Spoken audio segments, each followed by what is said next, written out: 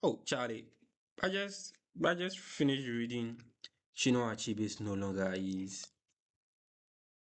Bro, as you can see, I am not even at ease. Charlie, I don't go through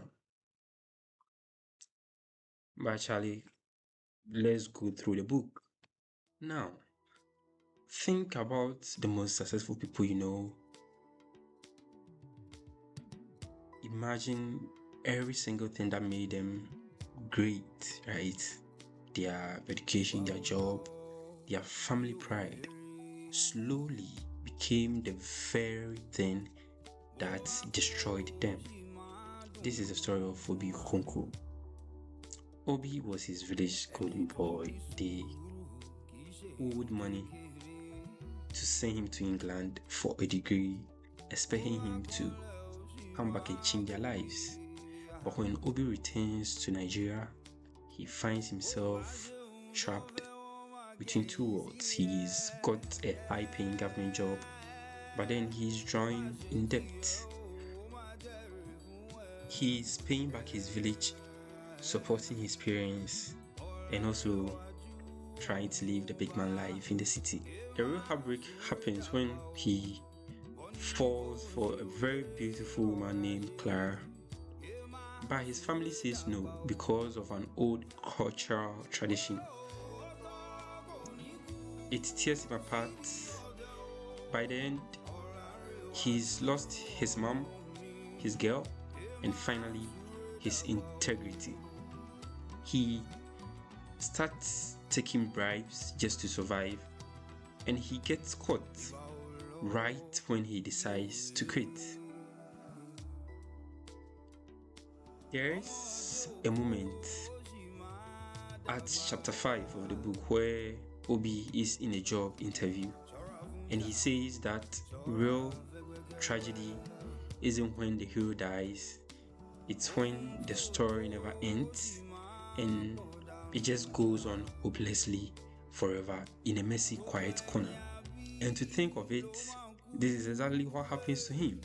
He doesn't die a hero's death like his grandfather Okonkwo from Things Fall Apart. Instead, he just feels he is found guilty at the court. So in chapter 14, when Obi tries to convince his dad, Isaac Okonkwo, on why he would want to marry Clara, Isaac Okonkwo tells Obi a story. And from this story, that we know there is a connection between No Longer At His and Things Fall Apart. Because at the end of that story, we get to know Obi is the grandson of Okonkwo in Things Fall Apart. So think about it. Okonkwo was too traditional for a changing world and it killed him. Obi is too modern for a world that still values tradition and it ruins him. Both men are incredibly stubborn and both are eventually crushed by the white man's system. For the grandfather, it was the colonial government. For the grandson, it is the legal system and death. So, seniors, if you've not read No Longer Is this book, I think you are missing out on one of the most honest looks at human nature, right? I mean, Chinua Achebe is a master for a reason. He doesn't give you a happily ever after or a simple villain to hate.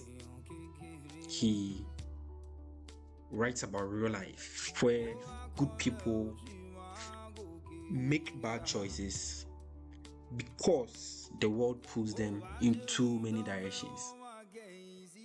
See me, I've been pulled in many directions. I don't even know what I'm doing, but Charlie, how you go do on? So this book right here, I rate it 10 out of 10. 10 out of 10.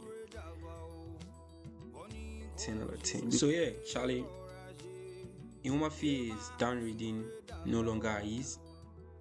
We will be moving on to the next book. kindly follow us.